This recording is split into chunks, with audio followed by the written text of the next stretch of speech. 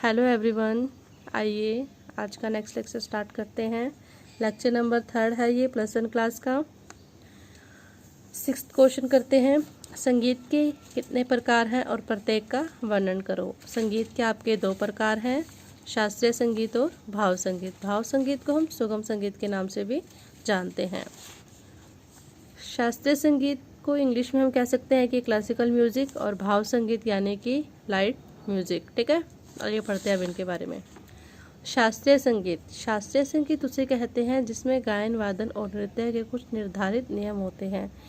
जो संगीत शब्द है, इसमें हमारे तीनों चीज़ें अपने आप ही इंक्लूड हो जाते हैं। जैसे कि हमने संगीत की डेफिनेशन में पढ़ा था, गायन, वादन और नृत्य, इन तीनों के सम्मिलित रूप को क्या कहा जाता है? संगीत। तो जहाँ गायन, वादन और नृत्य के कुछ निर्धारित नियम होंगे वो आपका शास्त्रीय संगीत होगा। गायन, वादन, नृत्य के कैसे निर्धारित नियम?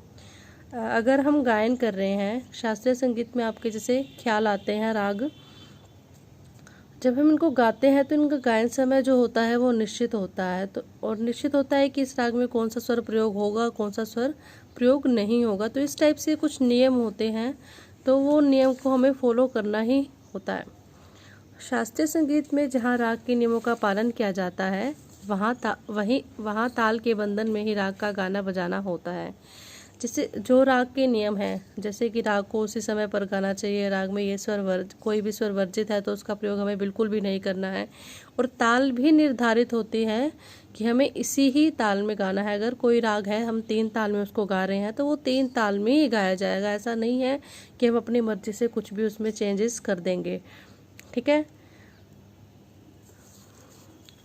ख्याल, ध्रुपद, धमार, तराना भी आप सोचोगे ये क्या है? ये आपकी गायन शैलियाँ हैं। जैसे आपने गीत, गज़ल, भजन, ये सब तो नाम सुने ही हुए हैं, वो भी एक गायन शैली है और ये शास्त्रीय संगीत में गाई जाने वाली गायन शैलियाँ हैं। ख्याल, ध्रुपद, धमार, तराना। ठीक है, तो ये गायन शैलियों के नाम है जो शास्त्रीय संगीत में गाई जाती है। कभी कभी क्वेश्चन ऐसे भी पूछ लिया जाता है कि गायन शैलियों के नाम लिखें। ठीक है, ये सब शास्त्रीय संगीत के अंतर्गत आते हैं। सेकंड है हमारा भाव संगीत यानी कि सुगम संगीत। भाव संगीत में शास्त्रीय संगीत के अनुसार कोई बंधन नहीं होता। जैसे कि हमने पढ़ा था कि अगर हम राग गा रहे हैं तो उसमें नियम होंगे, उसको हमें कोई स्वर वर्जित है, नहीं लग रहा है तो हमें स्वर का प्रयोग नहीं करना है।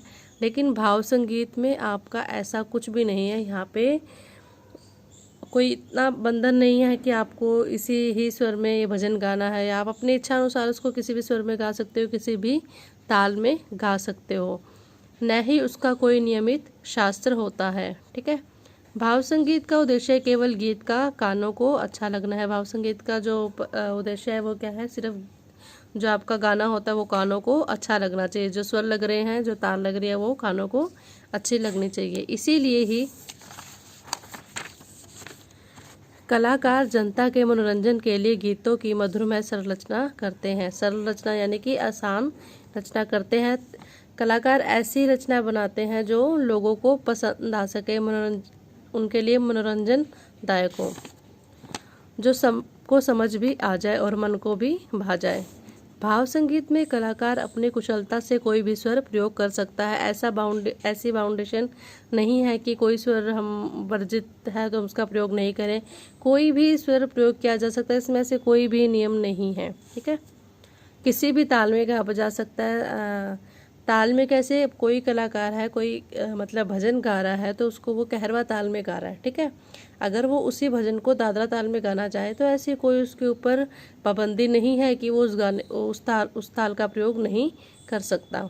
लेकिन शास्त्रीय संगीत में नियम था कि अगर आपका जो राग है वो 3 ताल में है तो आप 3 ताल में ही उसको गाओगे। लेकिन भाव संगीत में ऐसे नियम निर्धारित नहीं है, ना ही इसका कोई गायन समय निर्धारित है कि आपको इस समय ही भजन, ये गीत, गज़ल इस समय ही आपको गाने हैं। तो यही सबसे बड़ा दोनों में अंतर है कि शास्त्रीय संगीत में जो नियम है वो आपके निर्धारित होते हैं, लेकिन जो भाव संगीत है इसमें आपके नियम निर्धारित नहीं होते, जो शास्त्र के नियम होते हैं। और सेकंड बात ये थी कि शास्त्रीय संगीत में ताल का बंधन होता है कि आपको उसी ही ताल में गाना है, आप कोई और ताल अपनी सुविधा अनुसार नहीं ले सकते। लेकिन भजन, गज़ल में आप अपने सुविधा अनुसार इसको गा सकते हो। रंजकता हेतु वह शास्त्रीय संगीत का भी सहारा ले सकता है। रंजकता यानी कि गाने में रंजकता बढ़ाने के लिए वह शास्त्रीय संगीत का भी सहारा ले सकता है। तो जैसे कई गाने भी ऐसे होते हैं जो रागों से बने होते हैं, जो राग में स्वर लग रहे होते हैं वही उस गाने में लग रहे होते हैं, भजन में लग रहे होते हैं, गज़ल में लग रहे होते हैं, तो वो इसका सहारा ले सकता है। ठीक है। तो अगर भाव संगीत की हम गायन शैलियों की बात करें तो आपके भाव संगीत के गायन शैलियाँ जो होती हैं वो है कि गीत, गज़ल, भजन, लोकगीत, ये आपका सब कुछ आपका किस में आता है, भाव संगीत में आता है। ठीक है। Okay, thank you.